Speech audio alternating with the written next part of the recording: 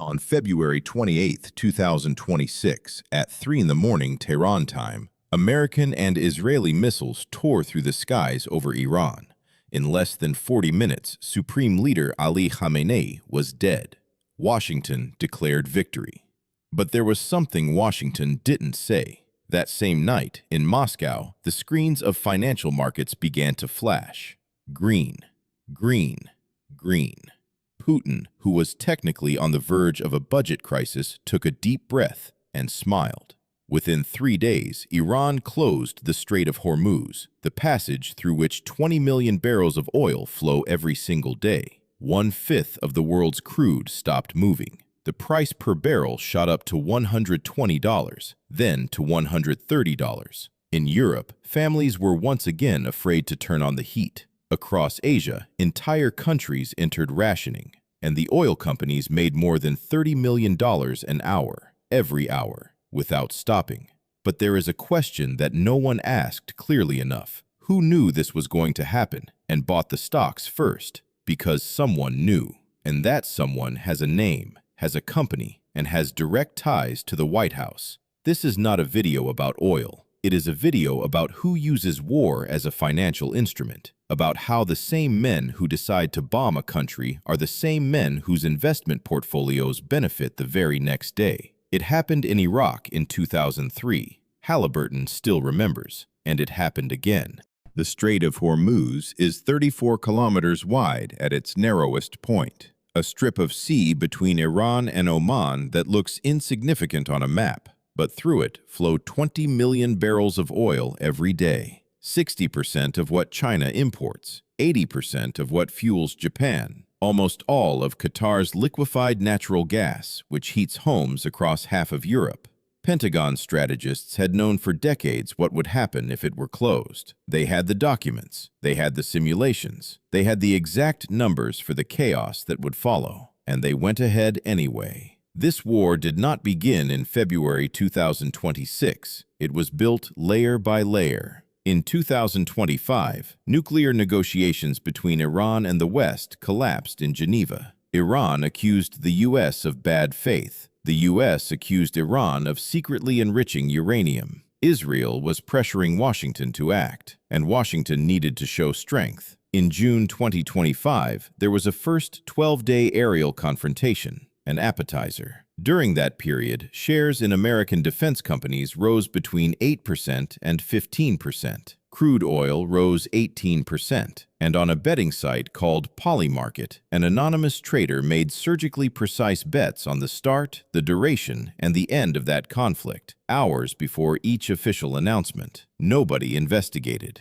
When Trump returned to the White House, the rhetoric hardened, sanctions on Iran were tightened, and quietly, some of the largest American oil companies reinforced their positions in crude futures markets. Nobody declared war during that period, but someone was preparing for it. And preparing for a war, with information the market doesn't yet have, is, by definition, the greatest financial advantage possible. To understand 2026, you need to understand a lie the United States told itself for decades, that the wars in the Middle East were wars of national security, of democracy, of freedom, that oil was merely a consequence, never a cause. It was a lie, and the documents prove it. In 1973, the Arab members of OPEC imposed an oil embargo on the United States. The price per barrel quadrupled within months. Gas station lines stretched for miles. The American economy fell into stagflation, and the oil companies that didn't depend on Arab crude posted record profits. That lesson was learned and never forgotten. In 1980, President Carter laid out the doctrine that would shape American foreign policy for 50 years. Any attempt to control the Persian Gulf would be considered an attack on the vital interests of the United States and would be repelled by military force. It was not a doctrine of democracy. It was a doctrine of resources. It was this doctrine that justified the Gulf War in 1991, Afghanistan in 2001, Iraq in 2003, and Iran in 2026. But it is in 2003 that the model of enrichment through war reaches its most brazen expression. When the U.S. invaded Iraq, one company was extraordinarily well positioned to profit from the reconstruction of the country it had just destroyed. Halliburton, whose chief executive until 2000 had been Dick Cheney, the same Cheney who was then vice president, the same man who ensured that reconstruction contracts would not go to public tender. Total value, $39 billion. There were investigations, there were reports, and then nothing. The message the markets read was clear. In wartime, the normal rules don't apply. The insiders who know what's coming can position themselves before the world figures out what's happening. In 2026, that message was applied with even greater sophistication, with instruments that were faster, more opaque, and far less regulated. In the early hours of February 28, 2026, when the first missiles were launched, the financial markets were still closed. But Polymarket wasn't. Polymarket is a platform for betting on geopolitical events. Anyone can wager real money on wars, on elections, on the assassinations of foreign leaders, anonymously, without effective identity verification, and beyond the reach of American regulators, because it technically operates offshore, on blockchain. Hours before the attack on Iran, 50 newly created accounts placed substantial bets on an imminent war. They were the only bets those accounts ever made. One of them, under the username Megami Man, made $553,000 by betting on the death of Iran's supreme leader, minutes before an Israeli strike killed him. $500 million was wagered on Polymarket on exactly when the U.S. would bomb Iran. Researchers at Harvard University tracked $143 million in profits made by users with apparent access to insider information. The most active traders' success rate was 93% on bets above $10,000. As a finance professor at Georgia State University put it, a success rate in that range is statistically impossible without access to information the market doesn't have. Senator Chris Murphy was blunt. There is another word for those who use classified national security information to profit. That word is treason. The White House denied everything. But there is one detail that cannot be denied. Donald Trump Jr. is an advisor to Polymarket. His venture capital firm invested millions in the platform, and the Trump administration shut down 2 federal investigations into Polymarket that had been opened by the previous administration. While Congress debated, the oil companies weren't wasting any time. ExxonMobil hit new all-time highs on the stock market. Chevron, Occidental, ConocoPhillips all surged. Halliburton announced that its work schedule was nearly fully booked through the end of the second quarter. The CEO declared, with the composure of someone with nothing to hide, that the American oil sector had entered the early innings of a recovery. Recovery, that was the word they used. On the other side of the world, Vladimir Putin used a different one: relief. Before the war, Russia was on the edge of financial collapse. This is not a metaphor, these are the numbers. Russian oil revenues had fallen nearly 50% in the preceding months. The Kremlin was preparing 10% cuts across all non-military spending. Inflation was out of control. Analysts in Moscow were warning, in private, that a serious budget crisis would arrive before the end of the year.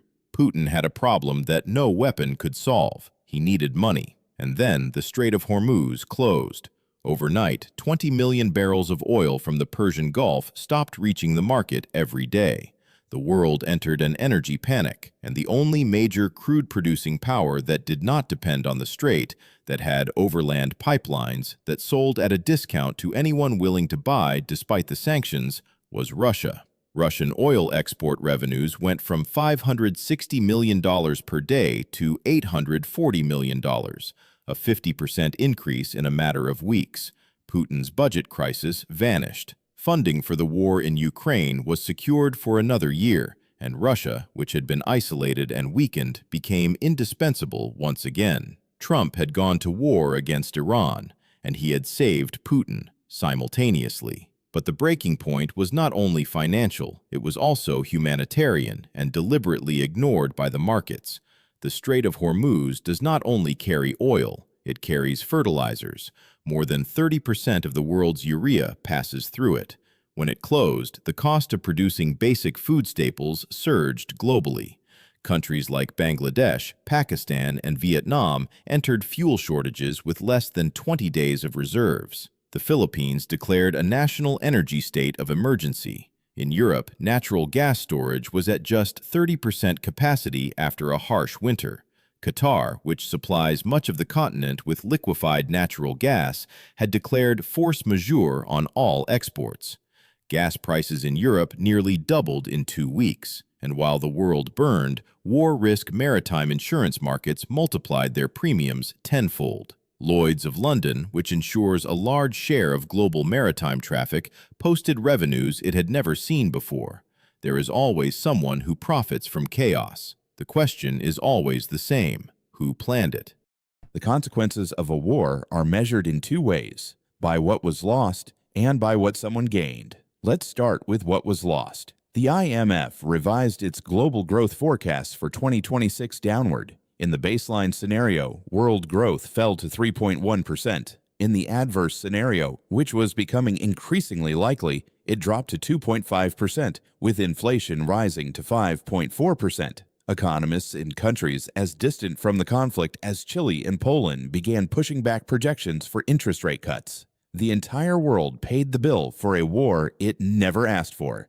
American consumers paid more than $4 per gallon of gasoline. European families went back to cutting back on electricity. Asia's poorest countries, Bangladesh, Vietnam, Pakistan, entered severe rationing, and dozens of governments, to protect their citizens, cut fuel taxes, losing the fiscal revenue that was desperately needed for healthcare, education, and public services. Now for what someone gained. The world's top 100 oil companies posted $23 billion in windfall profits in the first month of the war alone. The full-year projection, if prices held at $100 per barrel, $234 billion. Saudi Aramco estimated $25.5 billion in additional war profits. ExxonMobil, $11 billion. Shell, $6.8 billion. Wall Street had no complaints either. Morgan Stanley posted profits of $5.57 billion in the first quarter, up 29%. Goldman Sachs rose 19%. J.P. Morgan earned $16.49 billion, citing, with its customary corporate elegance, elevated trading levels, and robust client engagement. Robust client engagement. That is how you describe profiting from the panic of millions of people. The defense industry was even more straightforward. Huntington Ingalls rose 79% on the stock market. Rocket Lab surged 352%. The Pentagon accelerated long-term contracts with major weapons manufacturers, contracts that, as in 2003, did not go to public tender. And Halliburton announced it was operating at virtually full capacity. Every slot booked, every market growing. Its CEO smiled for the cameras while speaking of long-term structural opportunities. Same company, same model, same impunity. The only difference between 2003 and 2026 is that this time there were blockchain records. There was Harvard tracking anonymous bets. There were senators using the word treason in open session. And there was a global public, more informed and more furious than it had ever been, asking the question that markets prefer no one asks: how much is a war worth to the people who decide to start one? This story is not over. And that is precisely what sets it apart from every scandal this channel has documented before. The Strait of Hormuz opened, closed, opened again, and closed again. In April 2026, Trump ordered the U.S. Navy to destroy any Iranian vessels laying mines in the strait. Iran responded by closing it again. Markets trembled again. Oil companies smiled again. The cycle is perfect, and it is perpetually profitable for those on the right side of it. But something changed this time, and that change matters. China watched everything with an attention that was not merely strategic, it was opportunistic. While Japan and South Korea fell into energy panic, importing between 70% and 95% of their oil from the Gulf, China was prepared. It had stockpiled strategic reserves before the war. It maintained privileged access to Iranian crude. Tehran allowed Chinese vessels to cross the strait that was blocked to everyone else. And it was considering a move that analysts describe as the most disruptive since the creation of the petrodollar in 1974. allowing crude oil transactions to be settled in yuan, not in dollars. If that happens, the financial architecture that has underpinned American power for 50 years begins to crack. Meanwhile, the U.S. Congress was debating legislation to ban betting on platforms like Polymarket on national security events. Democrats and Republicans, an absolute rarity, introduced joint proposals.